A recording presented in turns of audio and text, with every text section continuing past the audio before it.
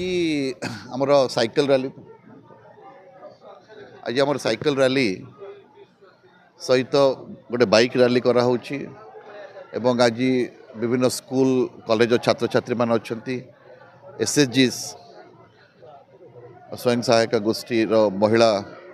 माने भी अच्छा तो से समस्त आज ए हर घर तिरंगा कार्यक्रम में सामिल होती एवं एटा आज समग्र जिले में समग्र राज्य रे एवं समग्र भारत वर्ष रे कार्यक्रम चली कार्यक्रम उद्देश्य होची समस्त भारतीय मान भीतर गोटे भारतीय चेतना जागृत करवा देश प्रेम जागृत करवा ये उद्देश्य नहीं कि हर घर तिरंगा कार्यक्रम करा जाउछि एवं मैं आशा करुच्ची आपण मानकर मीडिया जरिया रे समस्त वर्गर व्यक्ति माने आम जिलार समस्त वर्गर व्यक्ति माने ए कार्यक्रम रे योगदान करिवे एवं भारत मातार गुणगान करिवे।